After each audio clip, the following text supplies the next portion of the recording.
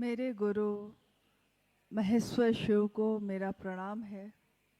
इस कालखंड के प्रथम शिव के शिष्य हम सबों के परम आदरणीय वरेण्य गुरु भ्राता साहब श्री के चरणों में मेरा प्रणाम है। शक्ति स्वरूपा माँ नीलम आनंद जी के चरणों में मेरा प्रणाम है और कलिंगपोंग में इस हॉल में उपस्थित आप सभी गुरु भाई गुरु बहन के चरणों में मेरा प्रणाम है। आप सभी को मेरा प्रणाम।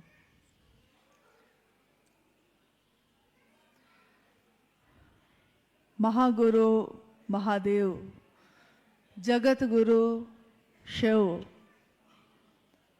उनके शिष्य होकर हम सब ने इस जीवन में परम सौभाग्य प्राप्त किया है। महादेव मेरे आपके सबके गुरु बन सके, इसका सौभाग्य इस जीवन में जगत के लोगों को मिल रहा है। इस कालखंड में शिव के गुरु स्वरूप की बात, ये आवाहन कि शिव मेरे आपके गुरु हो सकते हैं, लेकर आने वाले साहब श्री हरिंदानंद जी हैं। आपने उनके बारे में सुना। शक्ति स्वरूपा माँ नीलम आनंद जी के बारे में सुना और इस धरती पर आकर उन्होंने महादेव को किस तरह जमीन पे उतारा, इसको भी सुना। महादेव भगवान है, कौन नहीं जानता है महादेव को। महादेव को धरती का हर आदमी जानता है। उत्तर हो, दक्षिण हो, पश्चिम हो, पूरब हो, जहां जाइए महादेव एक ऐसे भगवान हैं जिनकी सर्व जगत में सर्वमान्य तौर पे पूजा होती आई है। महादेव की पूजा, महाकाल के अनेक स्वरूप की पूजा, महाकाल, महामृत्युंजय, महाऔघरेश्वर, महामृत्युंजय, महायोगेश्वर, यानी महा शब्द जहां भी लगे हैं। आप गौर कीजिएगा इस बात पे कि जिस भी सत्ता के साथ महा लगा है, इसका अर्थ है कि ये उपाधि, ये शब्द शिव के लिए कही जा रही है। जगत गुरु शिव, महागुरु शिव, आदि गुरु शिव, यानी गुरु और शिष्य परंपरा में भी अगर इस पूरे अखिल ब्रह्मांड में कोई गुरु है पहला, तो वो शिव हैं।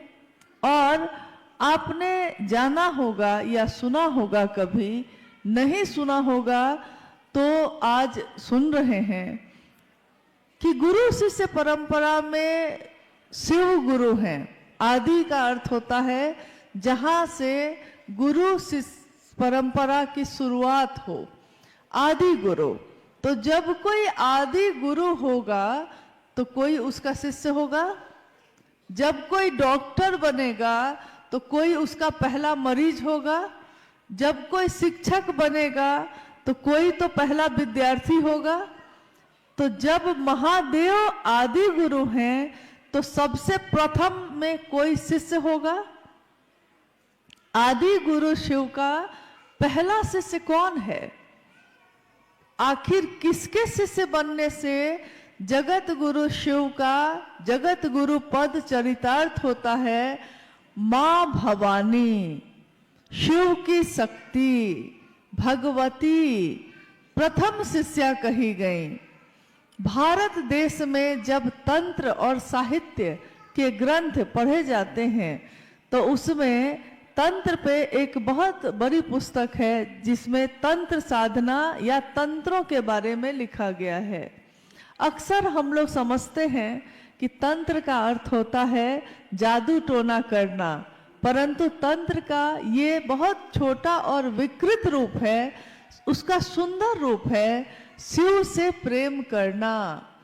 तंत्र साहित्य में पहली बार जब उमा और महेश्वर की आपस की बातचीत चल रही है, जब शिव और माँ पार्वती की बातचीत चल रही है जिसमें मां भवानी शिव से कहती हैं, हे देव, तंत्र क्या है? ओ लॉर्ड, व्हाट इज तंत्रा? और शिव उत्तर दे रहे हैं, देवी, तंत्र is nothing but only love and surrender. तंत्र और कुछ भी नहीं है, ये प्रेम और समर्पण के सिवा। प्रेम में समर्पण होता ही होता है। कोई अगर किसी से प्रेम करता है तो इसका अर्थ है कि प्रेम गली अति सांकरी, बहुत संकरी गली है ये। प्रेम गली अति सांकरी, जामे दो न समाये। दो सत्ता में पैदा होता है ये, परंतु दोनों को एक कर देता है। तो इतनी संकरी है वो गली कि उसमें एक ही जा सकता है कोई। अगर दोनों तरफ दीवार हो, इधर भी दीवार है, इधर भी दीवार है, और इतनी पतली जगह है वहां खाली, जिसमें एक ही व्यक्ति जा सकता है, तो प्रेम की उपाधि दी गई कि दो सत्ता में पैदा तो होती है, दोनों को एक कर देती है और दोनों एक होकर उस गली से गुजर जाते हैं। प्रेम, लेकिन ये प्रेम होना बहुत कठिन है। इंसान से होना कठिन है। यहाँ तो ईश्वर की बात की जा रही है। यहाँ तो कहा जा रहा है कि भगवान से उसे ही प्रेम करिए। गुरु वही है। गुरु अपने प्रति, गुरु ईश्वर के प्रति प्रेम पैदा करते हैं। और जब शिव गुरु होंगे तो प्रेम कैसे पैदा करेंगे? किसी ने कहा हमको, किसी ने कहा आपको कि महादेव को अपना गुरु बना लीजिए, और किसी के कहने से हमने शिव को अपना गुरु बनाया है। किसी ने पहली बार आपको कहा होगा और तब आपने शिव को अपना गुरु बनाया होगा। जब किसी ने कहा होगा उस समय, जैसे हम लोग अभी बैठे हैं ना सारे लोग, याद कीजिए उस पल को, उस समय को, जिस समय में हमने शिव को अपना गुरु बनाया। जिस दिन हमने कहा, हे शिव, आप मेरे गुरु हैं, मैं आपका शिष्य हूं, मुझ शिष्य पर दया कर दीजिए। जिस पल आपने कहा होगा उस पल को याद करिए। तो अभी जैसे ही ये बात, ये विचार हमारे मन में, हमारे दिमाग में प्रवेश करता है, वैसे ही हमको महसूस होता है कि किसी ऊर्जा का संचरण हमारे मन, मस्तिष्क और मेरे इस शरीर में आता जा रहा है, आता जा रहा है। एक ऊर्जा, एक ऐसी तरंग जो इससे पहले हमने महसूस नहीं की। ये कब महसूस की थी? जब किसी से प्रेम हुआ था। जब किसी से प्रेम होता है तो धड़कनें बढ़ जाती हैं और आंखें झुक जाती हैं, हाथ कपकपाने लगते हैं। क्यों ऐसा होता है? क्योंकि मन जिसके नजदीक होता है, हमारे शरीर पे भी उसी का असर होने लगता है। मन अगर शिव से नजदीक होगा तो हमारे शरीर के आचरण में, हमारे शरीर के हर कृत्य में महादेव जैसा ही आचरण दिखने लगेगा। इसीलिए भैया हरिंद्र जी ने, इन्होंने जब शिष्यानुभूति लिखी थी उसमें लिखा कि शिव भाव से संजात एक सामान्य भावाचरण भी जगत के लिए अनुकरणीय है। शिव भाव से संजात, इसका अर्थ होता है कि जैसे पानी के जगह पे शिव का भाव हो, और जैसे कपड़ा भीग जाता है, आर्द्र हो जाता है, तो कपड़ा महादेव की दया से भींगा हुआ हो। शिव भाव से संजात एक सामान्य भावाचरण, यानी भाव के अनुसार आचरण। हमारे मन में जब शिव का भाव होगा तो हमारे आचरण भी वैसे हो जाते हैं। अगर मेरे मन में ये भाव होगा कि मैं किसकी बेटी हूं, तो मेरे भाव, मेरे आचरण भी उन व्यक्ति के कारण वैसे ही दिखने लगेंगे। जगत में अगर कोई कहेगा कि कोई गलत काम कर लीजिए तो आप कहिएगा कि मेरे पिता का नाम बदनाम होगा, क्योंकि मैं वही आचरण कर सकती हूं जो मेरे पिता की मर्यादा के अनुकूल है। मैं वो आचरण नहीं कर सकती जो मेरे पिता के अनुकूल नहीं हो। जब कोई शिव को अपना मानता है तो उसके भी सामान्य भावाचरण आचरण ऐसे ही होने लगते हैं। वो जगत में चलता है, रहता है, जीता है, खाता है, बातें करता है, किसी से मिलता है, लेकिन उसके हर काम में महादेव जैसा आचरण उतरने लगता है। उसका हर काम महादेव के भाव से भींगा होता है। और ये जो उसका शिव के शिष्य का आचरण है, ये जगत के लिए अनुकरणीय है। जगत के लोग देखकर ये कहते हैं कि देखिए कैसा शिव का शिष्य है, कैसा शिव का चेला है, कितना सुंदर बोलता है, कितने करुणा है, कितने सुंदर भाव है। इससे हमको सीखना चाहिए। जब हम किसी को कुछ अच्छा देखते हैं, किसी को कढ़ाई अच्छी आती है, किसी को बुनाई अच्छी आती है, किसी को भोजन बनाना अच्छा आता है, किसी को खेती करना अच्छा आता है, तो हम उससे सीखना चाहते हैं कि अगर सीखना है तो भाई इससे सीखिए, देखिए इनको कितना अच्छा ये काम करने आता है। तो जब कोई शिव का शिष्य अपना आचरण जगत में दिखाता है तो जगत के लिए वो अनुकरणीय हो जाता है। जगत के लोग उसको देखकर सीखते हैं कि जीवन को कैसे जीना चाहिए। जब हमने शिव को गुरु बनाया तब से लेकर आज तक, हो सकता है हमारे साथ या आपके साथ ऐसा हुआ होगा कि कोई 2 महीने 3 महीने पहले शिव का शिष्य बना होगा, कोई 2-3 साल पहले बना होगा, कोई 20-30 वर्ष पहले बना होगा, कोई कभी बना होगा। लेकिन आज सबके सब, ये कोई नहीं कहता कि आप 20 साल के शिव शिष्य हैं और आप 2 दिन के शिव शिष्य हैं। हर व्यक्ति यही कहता है कि हम शिव के शिष्य हैं।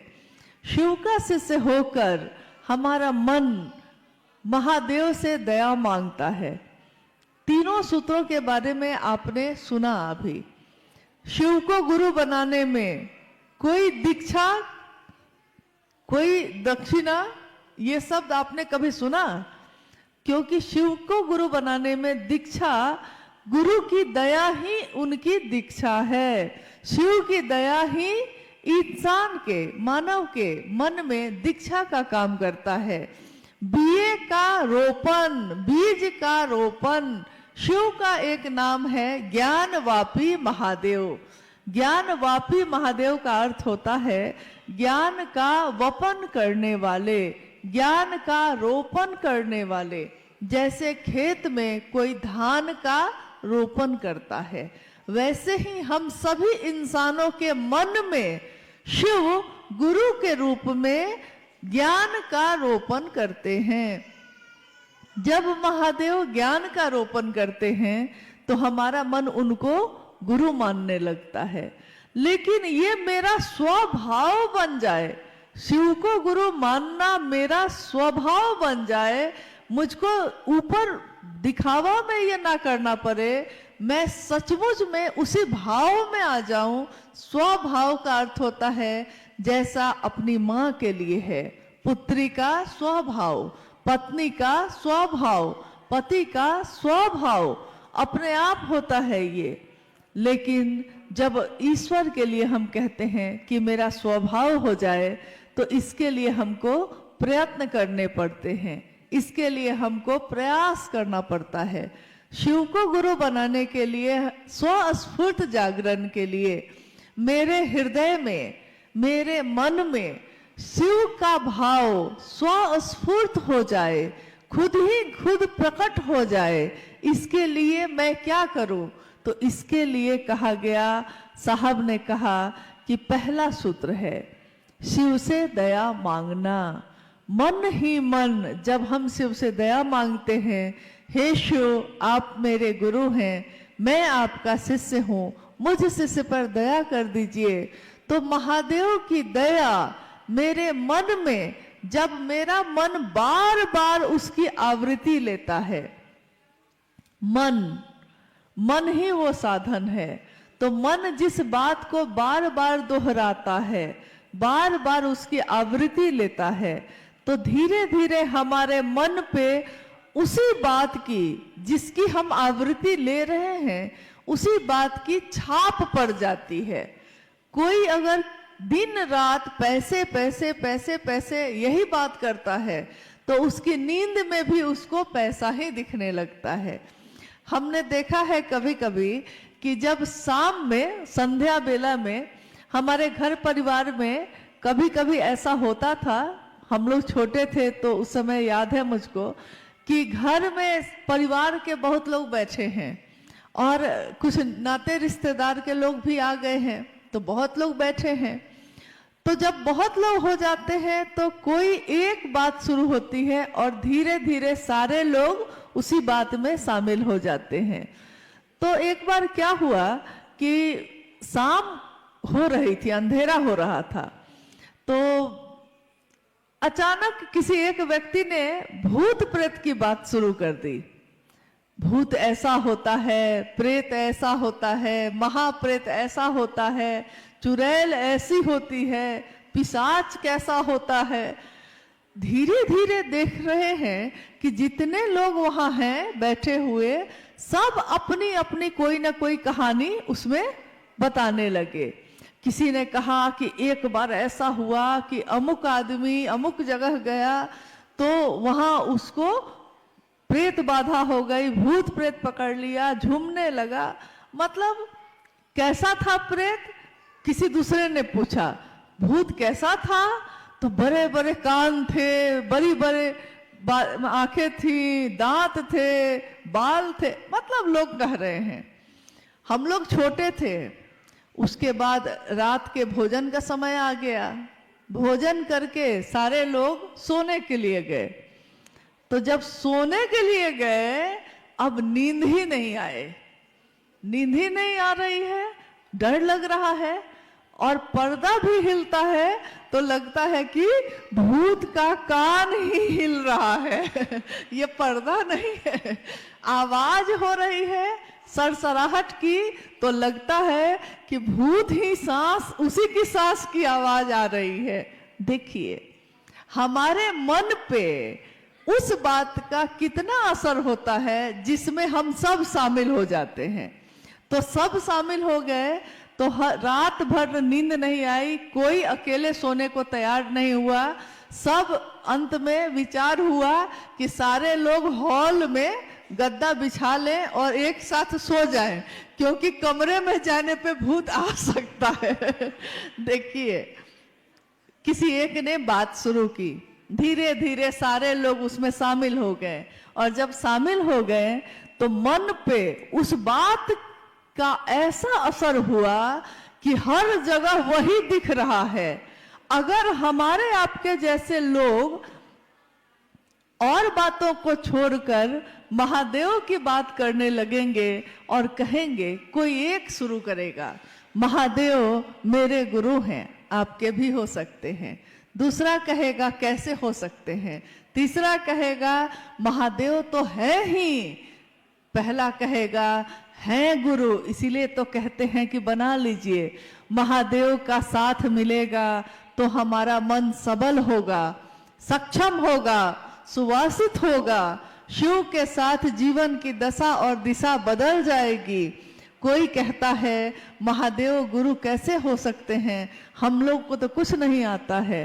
तो पहला आदमी कहता है महादेव को गुरु मानने में बस मन ही से कहना है, कोई क्रिया नहीं है, कोई आडंबर नहीं है, कोई आपको खर्चा पानी या पूजा पाठ फूल प्रसाद कुछ नहीं चढ़ाना है। महादेव को गुरु मानकर बस अपने मन का भाव देना है, मन में दोहराना है। और जिस चीज को हम बार बार दोहराते हैं वो हमारी नींद में भी शामिल हो जाती है। नींद में अब क्या दिखाई देता है? तो नींद में हम तो वही है, हमारा बिस्तर भी वही है, परंतु अब जब सोने जाते हैं तो नींद में शिव दिखाई देते हैं। नींद में शिव अवस्थित हैं। जिसके नींद में भी शिव अवस्थित होते हैं वही साधु है, वही ऋषि है, वही महर्षि है, जिसकी नींद में भी शिव शामिल हो जाए। तो हमारी बातचीत का बहुत असर होता है। हम बात क्या करते हैं? कभी कभी कोई ऐसा व्यक्ति मिल जाता है जो आपके घर आएगा और दिन रात आपसे नकारात्मक बात करेगा, सिर्फ नकारात्मक। मतलब कोई आपके घर आया और उसने बात शुरू की, उसने कहा कि क्या कहें, बड़ा बीमार है, बहुत दर्द है, पैर में बहुत दर्द है, पेट में दर्द है, सिर में दर्द है, इतना बोलेगा इतना बोलेगा, और जब वो चला जाएगा तो आपके भी सिर में दर्द होने लगता है। पहले नहीं था। उसने इतनी बात कही, इतनी बात कही किसी के बारे में कि मुझको भी लगने लगा कि मुझको भी तो नहीं हो गया है कहीं सिर में दर्द। यानी बात हम सुनते क्या है। वहीं कोई ऐसा व्यक्ति मिलता है जो कहता है, हम अगर कहते भी हैं कि हाँ मेरे सिर में बहुत दर्द है, बड़ी पीड़ा है, पैर के घुटने में चल नहीं पाते हैं, तो वो कहता है, अरे मिजाज बना के चलो ना, मिजाज बनाओ, अरे चलो कुछ नहीं है, चल सकते हैं, चलिए। और एक दिन चलने लगते हैं हम। यानी उसकी बात का क्या असर है? बात का क्या असर होता है? मनुष्य की शारीरिक शक्ति, यानी उसके शरीर की जो शक्ति है सो उससे बलशाली होती है उसकी मानसिक शक्ति, और मानसिक शक्ति से भी बलशाली होती है उसकी आध्यात्मिक शक्ति। ये साहब ने अक्सर कहा, लिखा भी है।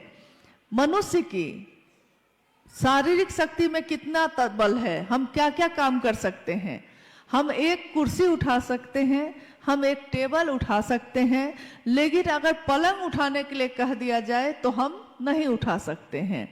लेकिन अगर कोई कहे कि मन से उठाइए तो मन से तो पलंग क्या बात है, महल का महल उठा सकते हैं। मन में अगर सोचना है कि महल को उठाना है तो मन तो ऐसी चीज है कि उठा ही सकते हैं हम। यानी मन की शारीरिक शक्ति से बलशाली हो गई मन की शक्ति, और मन से भी बलशाली है उसकी आध्यात्मिक शक्ति। आध्यात्मिक शक्ति यानी ईश्वर से उसका सानिध्य। एक व्यक्ति जो वर्षों से लकवाग्रस्त होकर बिस्तर पे पड़ा था और बिस्तर से हिल भी नहीं सकता था, लोग उससे मिलने आते, सहानुभूति जताते और चले जाते। सब सहानुभूति दिखाते, भाई तुमको बड़ा कष्ट है, भाई तुमको तो बड़ा दुख है, सब सहानुभूति जताते। लेकिन आज तक किसी ने उससे नहीं कहा कि तुम ठीक भी हो सकते हो। सबने यही कहा, क्या करिएगा, अब तो जीवन ऐसे ही गुजारना है। परंतु एक दिन क्या हुआ, एक शिव का शिष्य उस व्यक्ति के पास गया। एक गुरु भाई उस व्यक्ति के पास मिलने चले गए। उन्होंने कहा, क्या हो रहा है आपको? तो उसने कहा कि वर्षों से बिस्तर पे ही पड़ा हूं, लकवाग्रस्त हूं, हिल नहीं पाता हूं, सारे काम बिस्तर पे ही करने पड़ते हैं। गुरु भाई ने, शिव के शिष्य ने कहा, महादेव को गुरु बनाइए ना, लेटे लेटे ही महादेव से दया मांगिएगा, महादेव को प्रणाम करिएगा, और अगर कोई मिल जाए, आए कोई मिलने, उससे महादेव की बात करिएगा। बड़े अविश्वास में, बेमान से उस व्यक्ति ने जो बिस्तर पे था मान तो लिया, परंतु उसके मन में विश्वास नहीं था। एक दिन उस गांव में आग लग गई। जैसे बिहार, उत्तर प्रदेश, ये सब राज्य में जब जाइएगा तो गांव, यहाँ पहाड़ पे तो एक घर यहाँ है तो दूसरा घर उतनी दूर है ऊपर में, तो तीसरा घर एकदम नीचे में है। परंतु बिहार और उत्तर प्रदेश, झारखंड, ये सब में जाइएगा तो एक घर के ठीक बगल में दूसरा घर है, फिर तीसरा घर है, एकदम नजदीक नजदीक घर है। एक गांव में 700-800 घर है, 3-3 हजार घर है एक ही गांव में।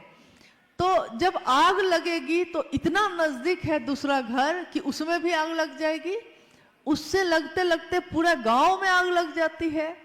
एक दिन उस गांव में आग लग गई और आग धीरे धीरे एक घर से दूसरे घर में पहुंचने लगी।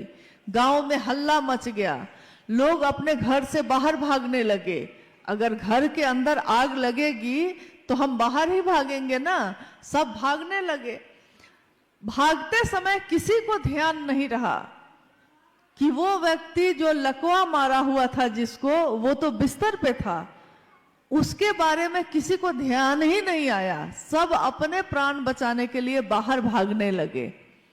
बाहर भागते भागते लोगों ने देखा कि जो बरसों से बिस्तर से हिला भी नहीं था और उस दिन वो दौड़ते हुए बाहर भाग रहा है। तब लोगों को ध्यान आया कि अरे ये तो अंदर ही था, लेकिन ये दौड़ कैसे रहा है। लोग आग को छोड़कर उसी से पूछने लगे कि भाई तुम दौड़ कैसे पाए, तुम तो हिल भी नहीं पा रहे थे। उसने कहा कि भैया पहले मैंने सोचा कि अब कोई आएगा मुझको बचाने, अब कोई मेरा खटिया लेके बाहर जाएगा, लेकिन कोई नहीं आया। मैंने देखा कि सारे लोग बाहर भाग गए, मुझको बचाने कोई नहीं आया। तो आपने जो कहा था ना महादेव से दया मांगना, मैंने मन ही मन महादेव से दया मांगनी शुरू की। महादेव दया कर दीजिए, महादेव दया कर दीजिए, महादेव दया कर दीजिए।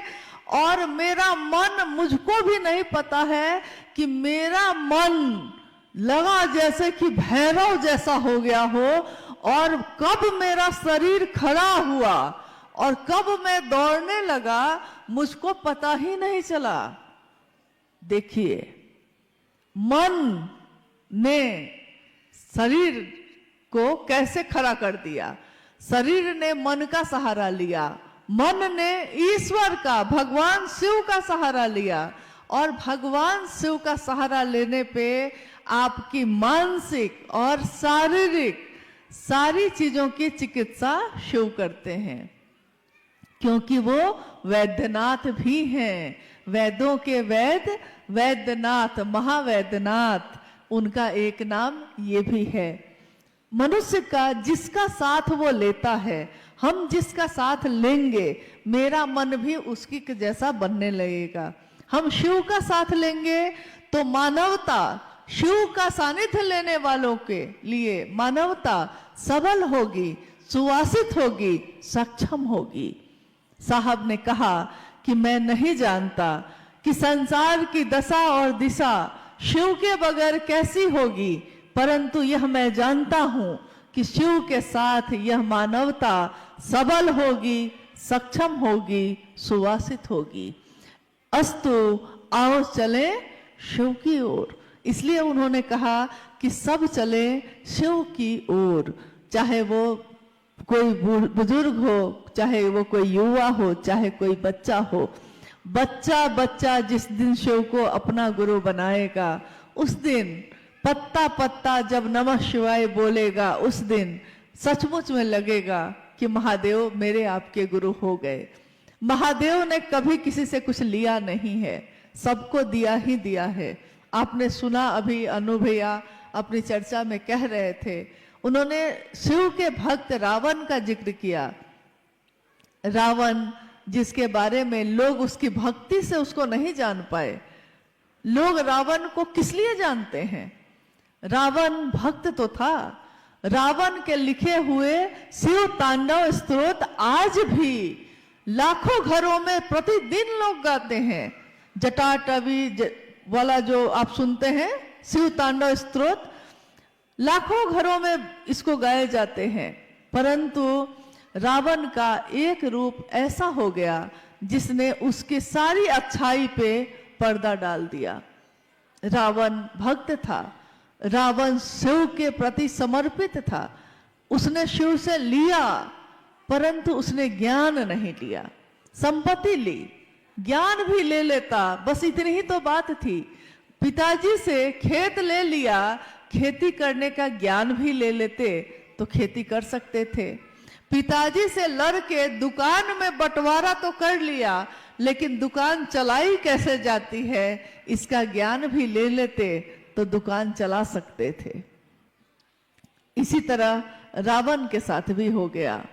परंतु आपने सुना होगा कि आज भी जब भी बात आती है कि सीता के अपहरण की, हरण कर लिया रावण ने, तो क्या दृष्टांत था, क्या दृश्य था। एक कुटिया में है सीता और रावण क्या बन के गया वहां। रावण वहां गया, रावण बन के गया था, गया तो था हरण करने, लेकिन बन के क्या गया था, साधु। देखिए, बन के वो गया साधु। साधु बनना आसान है, क्योंकि उसमें क्या करना है, गेरुआ कपड़ा पहन लेना है, रुद्राक्ष की माला पहन लेनी है, तो साधु बन गए। लेकिन साधु होना बहुत कठिन है, साधु होना बहुत मुश्किल है।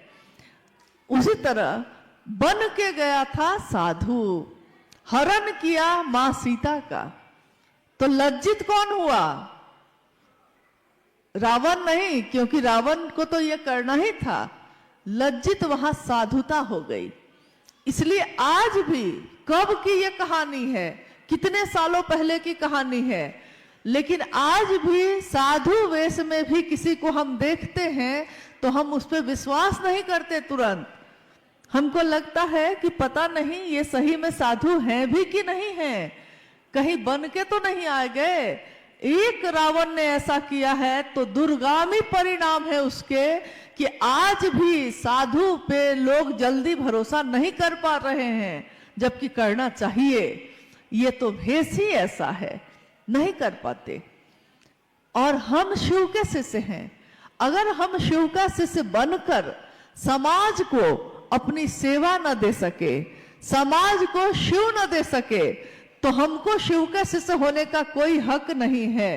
अगर मेरे कारण महादेव का नाम ऊंचा ना हुआ, अगर मेरे कृत्य से, मेरे आचरण से मेरे गुरु शिव की बदनामी हुई, तो ये वही बात हो जाएगी, लोगों का भरोसा शिव शिष्यों से भी उठ जाएगा, क्योंकि उनको लगेगा कि शिव के शिष्य ऐसे होते हैं।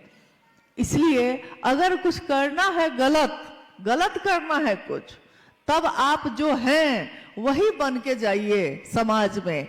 लेकिन अगर शिव के लिए करना है तो समाज में व्यष्टि का नकाब हटाकर समाज समष्टि की ओर चलना होगा। व्यष्टि का नकाब, मैं कौन हूं, क्या हूं, इसको भूलना पड़ेगा और महादेव का शिष्य बनकर जगत में उतरना पड़ेगा कि लोग देखें कि शिव का शिष्य कैसा होता है। हम व्यापार करते हैं तो हमको झूठ बोलना पड़ता है, हम नौकरी करते हैं छल करना पड़ सकता है। जगत में जगत को खरीद के जगत को बेचने का रिवाज पुराना है। जगत में तो हम खरीदते ही हैं, एक सामान बेचते हैं तो एक सामान खरीदते हैं, परंतु शिव को बेचकर जगत नहीं खरीदना है। यही साहब श्री ने कहा, अगर जगत को बेच के जगत खरीदना पड़े तो खरीद लेना, लेकिन शिव को बेच के जगत मत खरीदिएगा।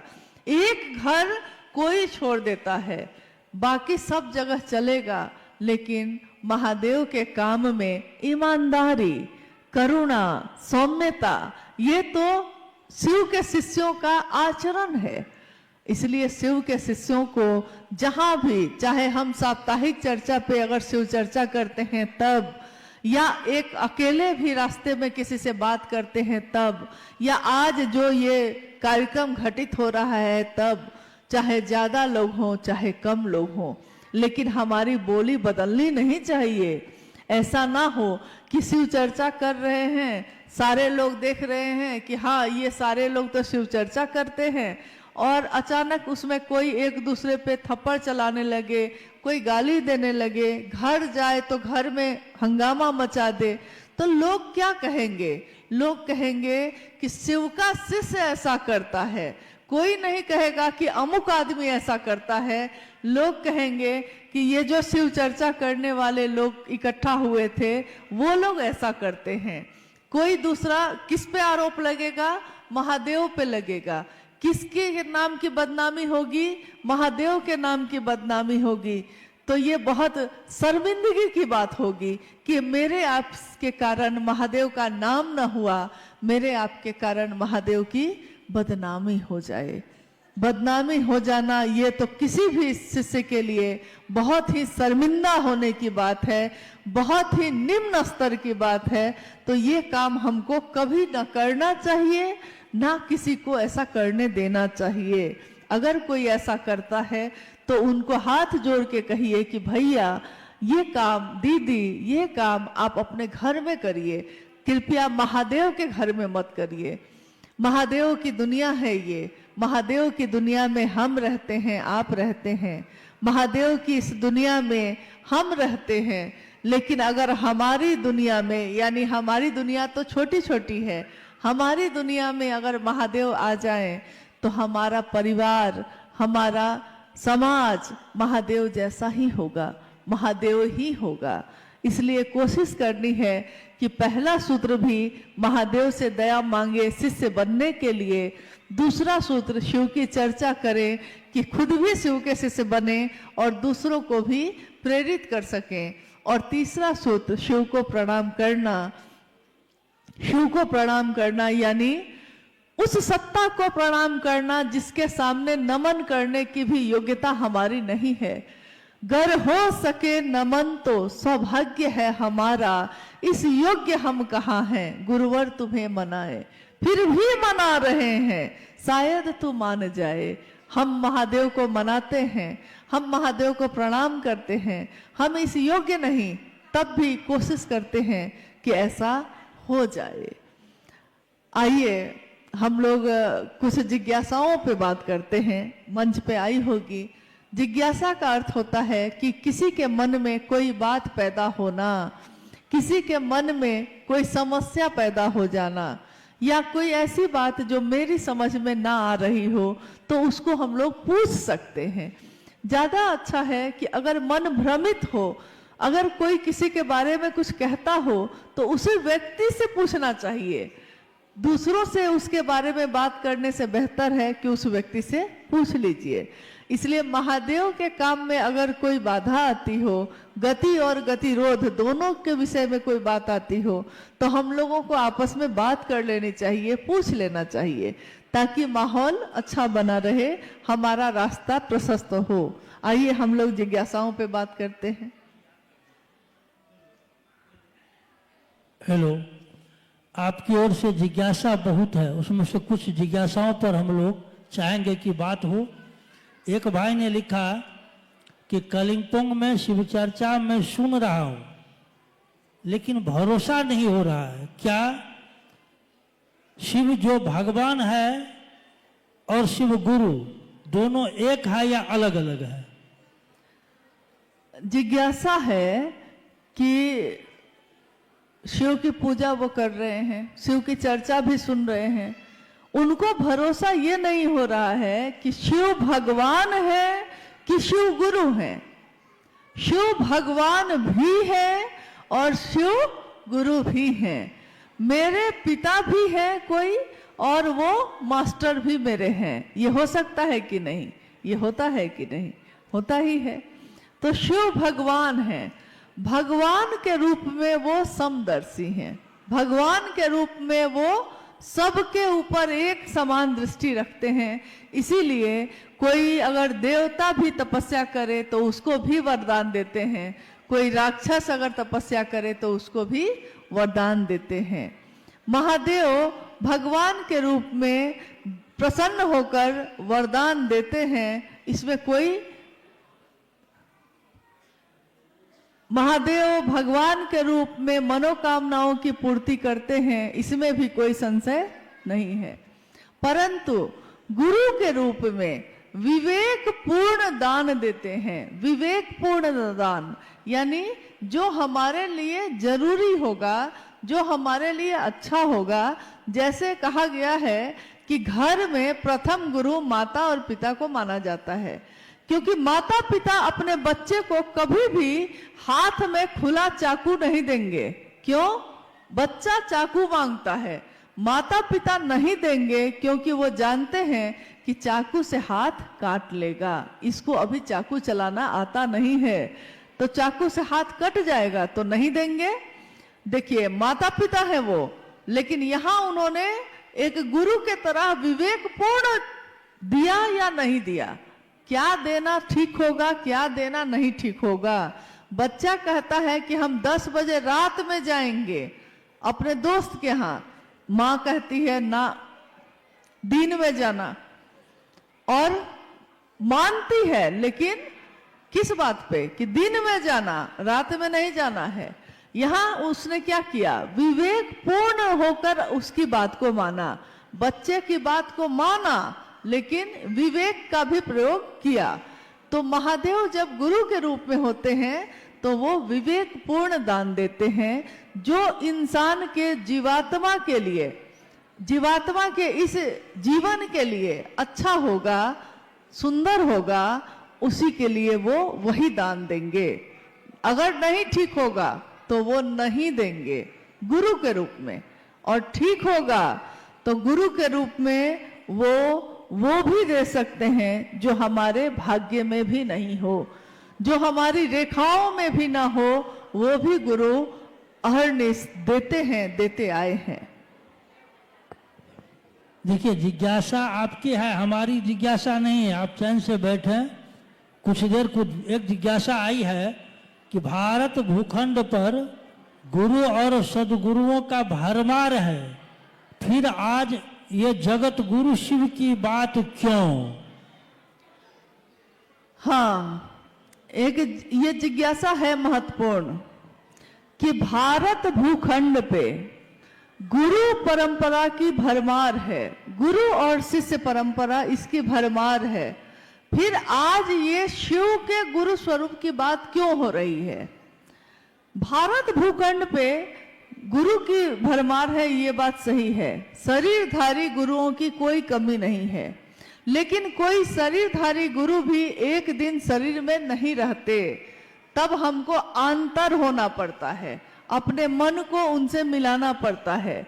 मान लीजिए आपने कभी किसी शरीरधारी गुरु को गुरु माना होगा, लेकिन अगर वो बाद में शरीर में नहीं रहते हैं, फिर भी उनकी परंपरा शिष्य की चलती ही रहती है, क्योंकि शिष्य मन से मिलता है अपने गुरु से, और सही गुरुओं का अभाव भी है। प्राचीन समय में ऐसे बहुत सारे ऋषि मुनि या ऐसे गुरु हुए जिनके कारण धरती के लोग अच्छा जीवन जी पाए। कभी किसी ने कहा कि त्रेता युग है, ये सतयुग है ये, लेकिन आज जो युग है ये कलयुग है, और कली युग में ऐसा नहीं कि सारा कुछ खराब हो गया है। हालांकि शिव पुराण में शास्त्र ने कहा कि एक दिन ऐसा आएगा जब जगत के लोग धर्म से विमुख हो जाएंगे, गुरु और शिष्य परंपरा भी जाती रहेगी, और पाप और अनाचार का बोलबाला हो जाएगा। परंतु उस समय भी एक ही चीज हम सबके बीच बचेगी, एक ही विकल्प, एक ही चीज बचेगी, नमः शिवाय। शिव पुराण ये कहता है, आज का तो नहीं है, हजारों साल पहले लिखा गया ये ग्रंथ ये बता रहा है, आज ये घटित हो रहा है कि आज हम जैसे मानव के पास एकमात्र विकल्प है शिव की शिष्यता।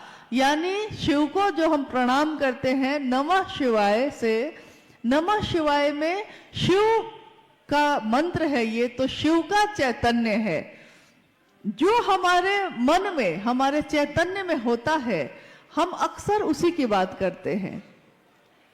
अभी देखिए, मुझको एक घटना याद आई जो साहब और दीदी ने अपने जीवन की बताई। उन्होंने कहा कि अगर महादेव आपके मन में रहेंगे, मन में अगर महादेव हैं तो आप कहीं भी जाइएगा, आपके सारे ध्यान का केंद्र महादेव हो जाएंगे। चाहे आप कार्यालय में बैठिए, चाहे आप किसी काम में रहिए।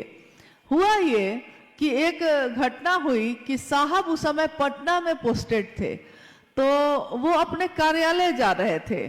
जब 10 बजे से 6 बजे तक वो अपने कार्यालय में, क्योंकि आप जानते हैं कि साहब हरिंदरानंद जी जब रिटायर्ड हुए तो ज्वाइंट सेक्रेटरी कैबिनेट के तौर पे रिटायर्ड हुए थे। उसके साथ साथ उन्होंने महादेव के नाम का अलख जगाए रखा और करोड़ों लोग आज महादेव की सोच पे खड़े हैं, चल रहे हैं। तो उस दिन हुआ ये कि जब वो कार्यालय के लिए निकलने लगे तो मां नीलम आनंद जी ने, गृहस्थ भी हैं, वो गृहस्थ भी हैं क्योंकि महादेव गृहस्थों के भी आदर्श हैं। साहब और दीदी क्या है, गृहस्थ भी हैं, 3 बच्चे भी हैं उनको। तो जब निकलने लगे तो मां ने उनसे कहा कि कटहल लेते आइएगा, उधर से जब ऑफिस से लौटिएगा। हमारे पति भी जब बाहर जाते हैं तो हम लोग उनसे कुछ ना कुछ डिमांड कर ही देते हैं कि जब आइएगा तो ये लेते आइएगा, ये लेते आइएगा। तो माँ ने कहा कि कटहल लेते आइएगा। कटहल क्या है, एक सब्जी है, फल भी माना जाता है उसको, कटहल ही तो है, लेते आइएगा। साहब ने कहा कि लेता आऊंगा। अपनी जीप में बैठे, जिप्सी में कार्यालय चले गए। साहब ने कहा कि रास्ते में मैं दोनों तरफ सब्जी वाले को देखता रहा कि कटहल है कि नहीं है। नहीं था, दिन में तो दुकान लगी नहीं थी। सोचा कि कार्यालय जाकर चपरासी को भेजूंगा। कार्यालय में गए, उन्होंने चपरासी को बुलाया और कहा कि बाजार में जाके देखो तो कि कटहल आया है कि नहीं। चपरासी बाजार चला गया, लौट के आया, उसने कहा जी अभी नहीं आया है। फिर साहब काम में व्यस्त हो गए। फिर अब शाम में जाना है, चपरासी से फिर बुला के कहा अब देखो तो कि आया कि नहीं कटहल बाजार में। चपरासी फिर गया, उसने कहा आ गया है सर। उधर से कटहल लेके आए, गाड़ी में रखी गई। कहा एक ज्वाइंट सेक्रेटरी कैबिनेट और कहा वो कटहल के लिए परेशान हो रहे हैं। साहब ने कहा क्या मैं कटहल के लिए परेशान हो रहा था? नहीं, मेरे ध्यान में नीलम थी, मेरे ध्यान में नीलम थी। तो नीलम ने क्या कहा है ये भी मेरे ध्यान में था। मेरे ध्यान में शिव होंगे तो शिव ने क्या कहा, साहब दीदी ने क्या कहा, ये भी मेरे ध्यान में होगा। तो इसीलिए साहब ने कहा कि वो कटहल मेरे मन में घूमता रहा, जबकि मैं उतना पसंद भी नहीं करता, लेकिन कटहल नीलम ने कहा। महत्वपूर्ण यह है कि किसने कहा। तो यहाँ जब हम शिव को गुरु मानते हैं तो महत्वपूर्ण यह है कि हमने किसके कहने से माना, कौन है जो हमारे दिन और रात में भी हमारा साथ नहीं छोड़ता, जो हमारे चित्त में हमेशा विराजमान रहता है, जिसके लिए हम कहते हैं महादेव साहब दीदी बैठे हैं मेरे सीने में। हम ये कहते ही रहते हैं क्योंकि हमारे मन का ध्यान भी उन्हीं के आसपास घूमता रहता है, घूमता रहता है। तो हमको याद रहता है कि साहब ने क्या कहा, क्यों कहा, क्या करना चाहिए हमको। अगर हमको याद ना रहे तो हमको ये भी याद नहीं रहेगा कि उन्होंने क्या कहा। ये याद इसीलिए है क्योंकि वो भी याद है। नहीं, एक जिज्ञासा है, एक ये बहुत सारे गुरु बहनों और गुरु भाई की जिज्ञासा है कि दीदी हम लोग कई बार विचार योजना बनाए कि जाएंगे रांची, नहीं जा पा रहे हैं, रुकावट कहाँ आ रही है? चाहता हूं लेकिन हम लोग रांची नहीं जा पा रहे हैं, कृपया कुछ आप बताएं। जिज्ञासा आपने सुनी है कि जिज्ञासा ये है कि कुछ गुरु बहनों की है कि वो लोग हर कुछ दिन के बाद तैयारी करते हैं कि रांची जहाँ साहब का स्थल है उपवन, हम लोग हर धाम जाते हैं, मेरे साहब की जगह है, हम लोग वहाँ भी जाना चाहते हैं, तो हम लोग तैयारी कर लेते हैं, लेकिन जा ही नहीं पाते हैं। तो रुकावट कहाँ आ रही है? रुकावट कहीं नहीं होती। अगर हम किसी पर निर्भर हो जाते हैं तब रुकावट होती है। जैसे जब हम लोगों ने यहाँ आने का प्रोग्राम बनाया तो कुछ लोगों ने कहा कि कलिम्पोंग में बहुत ठंड होगी दिसंबर में, मत जाइए, अप्रैल में जाइएगा। लेकिन चलने वाला जब चल देता है तो वो उसी में एडजस्ट हो जाता है, मतलब ठंड है कि गर्मी है उसी में ढल जाता है। तो हम लोग चले आए। रोकने वाले तो रोकते ही हैं, कहने वाले तो कहते ही हैं। कोई कहता है चल सकते हो, कोई कहता है नहीं चल सकते हो, कोई कहता है जाना चाहिए, कोई कहता है क्यों जाना चाहिए, मत जाइए। लेकिन मेरा मन क्या कहता है? मेरे कौन है वो जिनके लिए हम जाना चाहते हैं, जिनके पास जाना चाहते हैं? साहब और दीदी आज सबके साथ हैं। आप भी तो हम लोग के साथ हैं, तब भी हम लोग आए कि नहीं, आते हैं कि नहीं? कभी सिक्किम आते हैं, कभी सिलीगुड़ी आते हैं, कभी कलिम्पोंग भी आ गए। आज से 15-16 साल पहले साहब के साथ आए थे हम लोग कलिम्पोंग। यहाँ के टाउन हॉल में वो कार्यक्रम किया गया था। आज इतने सालों बाद फिर से कलिम्पोंग में आने का मौका मिला तो सारी स्मृति, सारी बातें याद आने लगी। मुझको याद है कि जब टाउन हॉल से निकलकर हम लोग कार्यक्रम के बाद निकलकर होटल जा रहे थे तो रास्ते में एक फुटबॉल का मैदान था, शायद किसी स्कूल का था, कहाँ का था, कोई फुटबॉल मैदान है, टाउन हॉल से निकलने के बाद रास्ते में था। तो साहब ने कहा कि कलिम्पोंग में महादेव का काम इतना हो कि एक दिन मैं आऊंगा, इस फुटबॉल ग्राउंड में महादेव की चर्चा हो। देखिए इतने साल पहले उन्होंने ये बात कही, लेकिन मुझको ये पूरा विश्वास है कि जो उन्होंने कहा है, कहीं के लिए कह दिया है तो वो घटित हुआ ही है, चाहे वो 20 साल बाद हो, लेकिन वो हो के रहता है। उन्होंने हमेशा यही चाहा कि हम सभी शिव के शिष्य बने, शिव के बने। यहाँ तो स्थिति ये होती है कि अगर कोई गुरु भाई या कोई गुरु बहन 50 आदमी को जोड़ लेता है और 50 आदमी उसके बात पे चलने लगता है तो वो समझ लेता है कि ये 50 मेरा आदमी है। तो दूसरा अगर कोई रख दिया चर्चा तो उसमें कहेगा मेरा लोग नहीं जाएगा, मेरा लोग। जबकि आपने उसको जोड़ा था क्या कह के? आपने तो कहा था शिव का बनना, शिव का शिष्य बनना। तो शिव के लोग ना होंगे, ये मेरे लोग कैसे हो गए? इसका अर्थ है कि मैंने शुरुआत में ही गलत भावना से ये काम किया है। मैंने महादेव के लिए महादेव का काम नहीं किया। जिसने भी, जो भी ऐसा करते हैं, उन्होंने शुरू से ही सोच लिया था कि हमको अपना आदमी बनाना है। हम लोग को कहाँ फर्क पड़ रहा, आप आए तो बहुत अच्छा, हम भी तो महादेव के लिए आए थे, फिर हम भी चले जाएंगे, आप भी चले जाइएगा। कोई ना भी आया तो भी कोई बात नहीं, महादेव उस पे भी दया करे, उस पे भी अपनी कृपा, अपना आशीर्वाद बरसाएं, उनके दया की बारिश हर व्यक्ति पे हो। हम शिव के शिष्य हैं, हम किसी का अशुभ नहीं सोच सकते, किसी का अहित नहीं सोच सकते, चाहे वो आपके साथ चले या ना चले। कभी शिव के शिष्यों को किसी का अहित नहीं सोचना चाहिए, क्योंकि वो शिव का शिष्य है और अगर उसने सोच लिया तो ऐसा घटित हो सकता है। इसलिए हम लोगों को ये काम कभी नहीं करना चाहिए। दूसरे गाली दे सकते हैं, हम लोगों को नहीं देना चाहिए। दूसरा आरोप लगा सकता है, हम लोगों को नहीं लगाना चाहिए, क्योंकि हम तो जानते हैं कि हम शिव के शिष्य हैं, भले वो जाने ना जाने। एक जिज्ञासा है, गुरु बहनों का कहना है कि दीदी, हम लोगों ने दीदी नीलम आनंद जी को तो देखा नहीं है।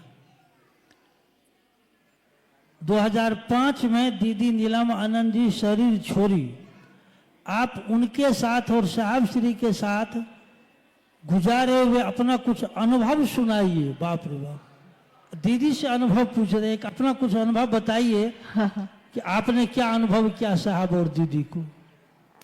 देखिए, दीदी नीलम आनंद 2005 में 17 जून को शिवलीन हो गई।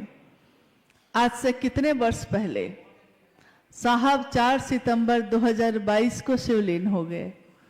और आज भी दीदी और साहब हम लोगों के साथ उसी तरह है, जरा भी कम नहीं हुआ है, रफ्तार और बढ़ गई है, नजदीकी और बढ़ गई है। शरीर में रहते जो थोड़ी दूरी भी थी वो भी अब खत्म हो गई है। आपने जानना चाहा है, आपने पूछा है दीदी नीलम आनंद जी के बारे में।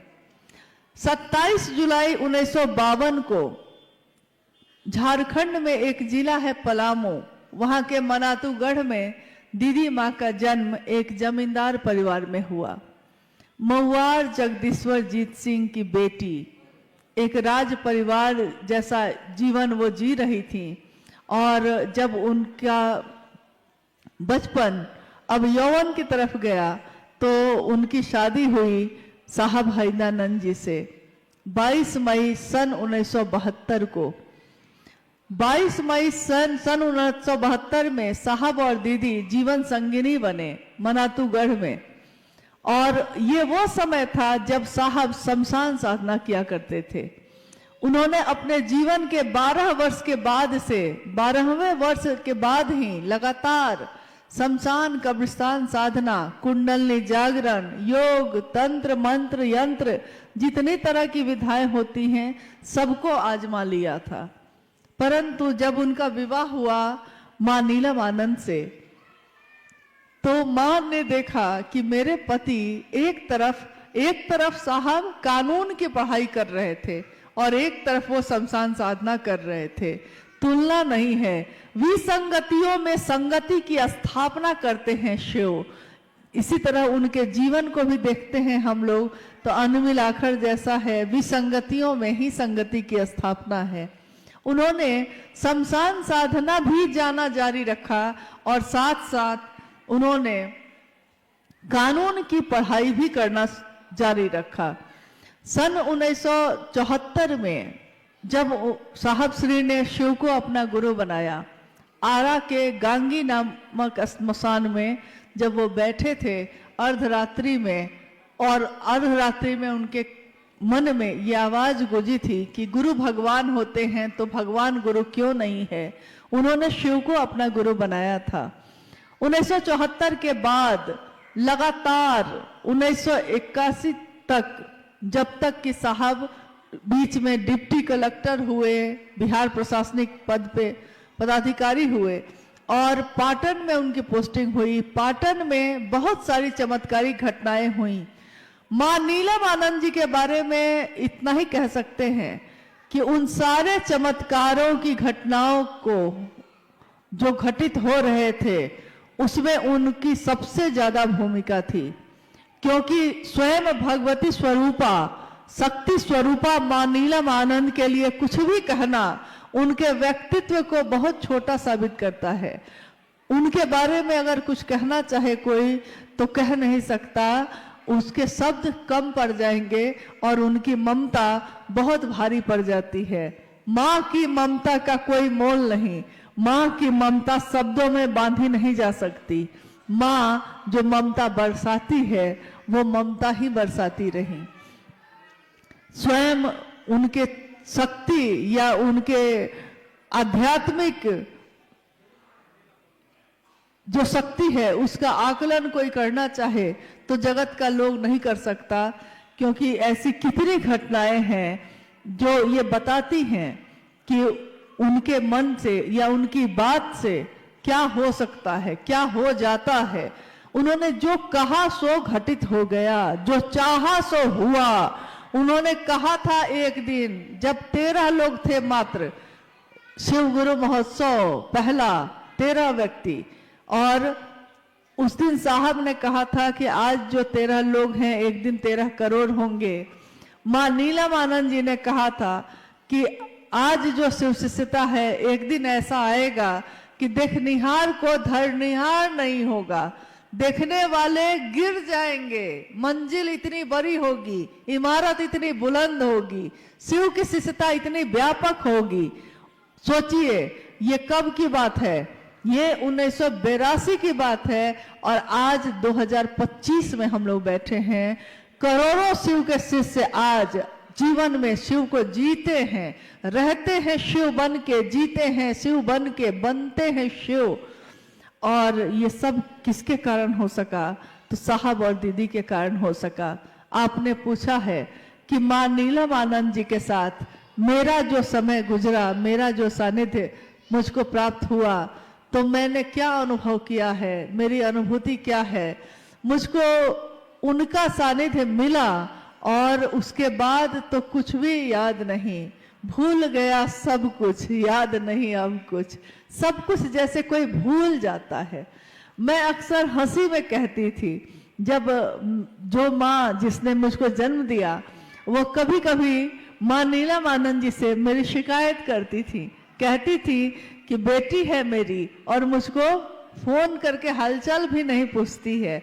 तो मैं हंस के कहती थी उनको कि मैं तो भूल चली बाबुल का देश, पिया का घर प्यारा लगे।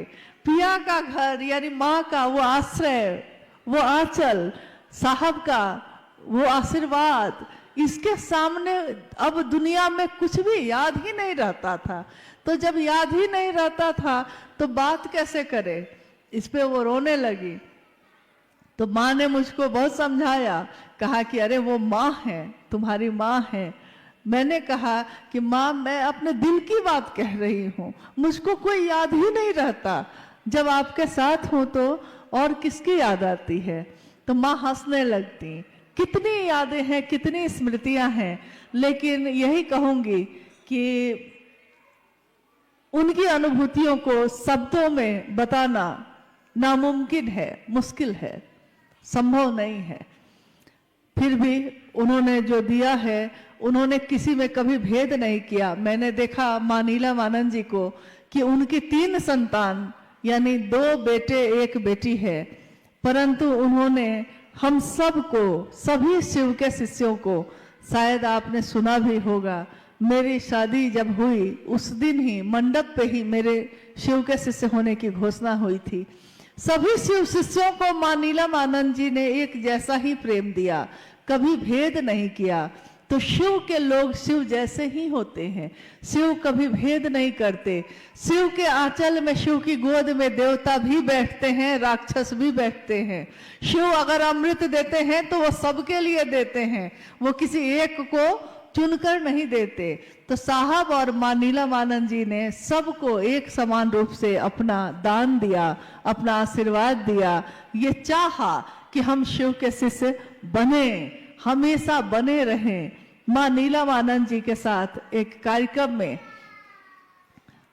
जब वो गई थी तो उन्होंने कहा था उस कार्यक्रम में कि मैं शिव की शिष्या हूं, मैं आपके लौकिक कांटों को चुन लूंगी। मतलब आपके जो लौकिक जगत है, सबको कहा कि आप सब जो शिव के शिष्य हैं, आपके जीवन के लौकिक कांटों को, कष्टों को मैं चुन लूंगी, छाया बनकर आपके साथ सदैव रहूंगी, बशर्ते गुरु कार्य में बेईमानी नहीं। ये बात उन्होंने बार बार कही कि एक शर्त एक ही है मेरी कि गुरु कार्य में बेईमानी मत करिएगा, गुरु का काम, गुरु का नाम गुरु के लिए लीजिएगा, गुरु के ही होके रह जाइएगा। और छाप तिलक सब छीनी रे तो से नैना मिला के। हम सारे छाप तिलक जो जगत के हैं भूल जाते हैं जब हमारा मन शिव से लगता है। तो हम सब शिव के शिष्य बने रहें और कुछ नहीं है, हाँ, चलते रहें। जीवन में जब भी मिलना हो इसी तरह गुरु भाई गुरु बहन बन के हम लोग मिलते रहें।